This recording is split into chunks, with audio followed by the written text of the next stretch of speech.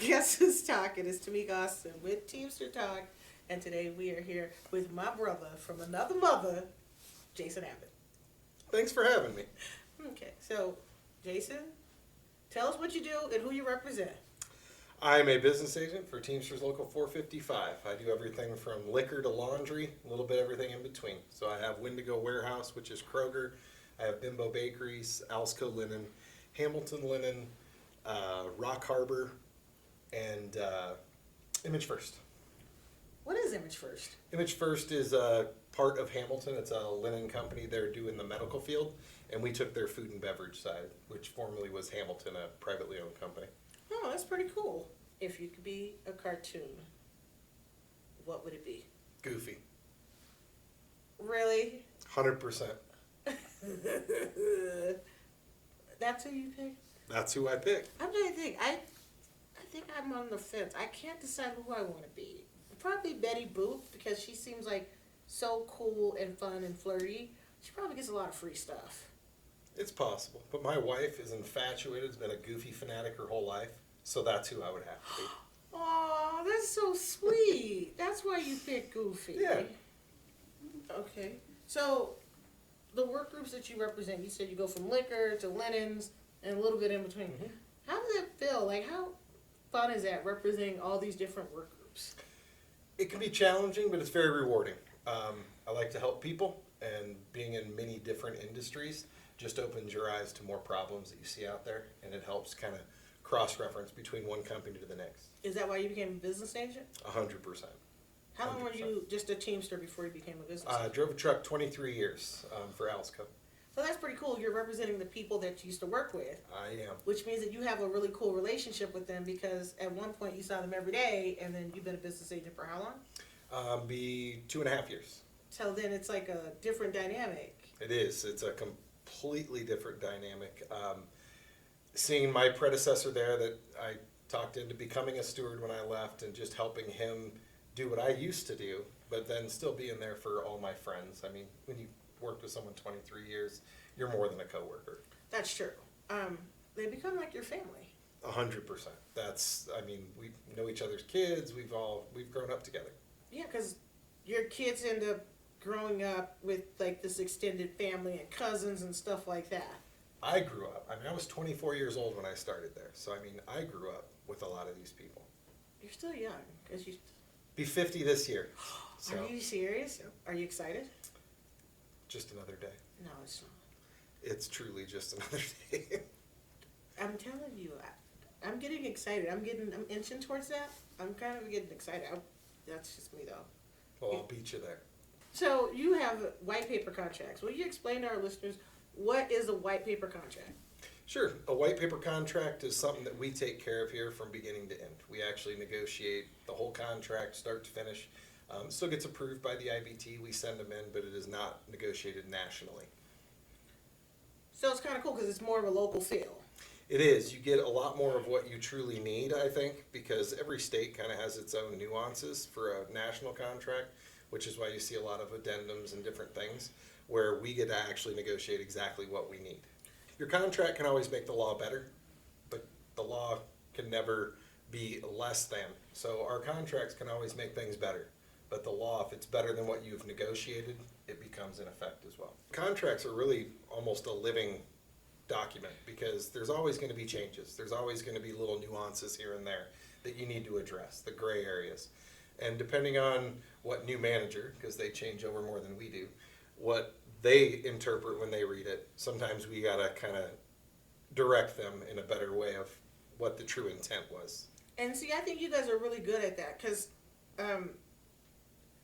I'm fascinated by the whole thing, as we all know, but I'm really fascinated, and I personally want to know more, like, white paper contracts, because you guys, there's always negotiations going on up here. As a matter of fact, I think they're doing contract negotiations right now. It's very interesting to see the involvement that, like, white paper contracts have versus, like, UPS, because I feel like the members are more involved, maybe because it is more local versus national, and you guys, like, your members get really involved. Like, every time I see, like, some type of contract negotiation, your stewards are, like, front line and center, and they're mobilizing, and the business agents are mobilizing, and you guys are having all of these meetings. Am I wrong? It's just a different level of involvement. It is. You're involved from beginning to end. When we do proposal meetings to even talk about it, you're one-on-one with me as well. We try and keep it as transparent as we can. The entire membership is invited to this hall, and we sit down together to decide what they truly need and don't need. And it gives you a little more hands-on. It actually makes you feel more involved, which I think is very important. Yeah, it's kind of like I try to explain to member, because us being involved, it's not just us being involved because, well, we love what we do. But I want the members to be just as involved and for them to see as much as we see. Because, like you said, there's a whole level of transparency that the members should see. That's why we have the podcast, so they can see their business agent. And when this airs and your members see, okay, this is, when you're calling Jason, it's you and, well, how many people do you represent? It's about 1,000 here in the Denver metro area. So he's a business agent for about 1,000 people in the metro area. So if you call him and he's like, well, it seems like he's super busy. Well, he kind of is, because stewards are, of course, the front line. But don't think that your business agent is not giving you 100%, because they are giving you 100%. It's just it's 1 of 1,000. I can barely keep track of a teenager. You and me both. So, how does I want to talk about, like, for instance, the family aspect of this. Because, like, your wife has, like, a cool job. Isn't she a librarian? Am I saying the correct terminology? She is. Pardon me. Like you said, the phone's always on. But for you, I'm shutting it off. See how nice he was? So yeah, it definitely is different because most people have a very structured schedule. You know, you're either working 9 to 5, you're working midnight shifts, whatever it is. Of my members, they work 24/7. So I really try and make sure I'm available when needed. So there's meetings at all times of the day, from 2 o'clock in the morning bakery meetings to, you know, your standard middle of the day meetings. So it does make structuring your lifestyle a little different. You really almost have to plan your dinners with your family like it's an appointment. It's a meeting. See, and that's, God bless business agents and everybody up here. I don't want anyone to, like, we love what we do, and because we love what we do, like you said, you're scheduling appointments with your kid. Okay, Truly. well, But the benefit of all of that is my family loves what I do just as much as I do. So it's not like they're upset by it. They're excited to see that, you know, people call me when they need something, and they know that it isn't just about your blood relatives. I mean, working people are our families. We have to support everybody. I tell people all the time, your family has to 100% buy in with you. So, like, for instance, you heard me say I can barely keep track of my teenager. Well, that's the whole thing, is they adjust and they support because they see the power of unions and how it is a family. You did have a brewery. I did. So you're an expert brewmaster, I'd like to say. There is a master brewer and a brewmaster. It is two completely different things. I did not go to school for it, so I am not a master brewer by any stretch. But I did own and run a brewery for almost 6 years. It is still open. Sold it to some friends of ours, which are still doing a great job making amazing beers at Seed Stock. Make sure you get out and try that. But yeah, brewing is a passion that gives back with the product you make. See, this is what I said. All this giving and stuff, all I do is give laughter and shenanigans. It's needed. So we have a game. It's called Then, Now, and Next. So what can we learn from the people that came back then? Family, structure. I think one of the things that we're lacking in today's society is the family. People aren't home anymore. They don't have family dinners. They don't. My dad was a meat cutter, inaugurated meat cutters, and I cannot tell you one night growing up that we didn't have family meals. And I think society has gotten people stretched out too thin.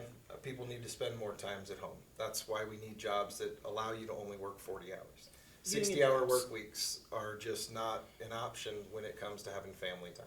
I 100% agree. Matter of fact, and for all intents and purposes, family isn't necessarily who you are blood related to, because I have great family, like blood related family, but my family is in Texas. And when I tell people they're in Texas, they're like, who's in Texas? All of them. All of them. But then I also have this extended family here at the hall, and of course I got my text of Trusty, the cool kids group text, which I consider also my family, who, like on Christmas, literally, everybody that came to my house, literally, I'm like, boom, you guys are family because I let you come in my house. And I feed them, and they're also my family. And just so happens, it works. So I agree. We could learn a lot. You've never invited me over for dinner. I kind of take offense to that. Well, it was Christmas, and I only cook like twice a year.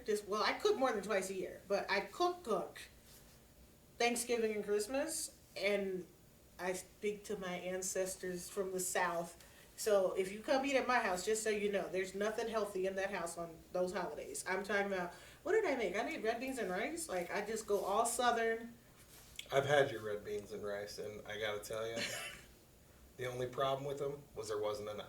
I needed more. It was a chili cook-off. I wasn't even supposed to bring them.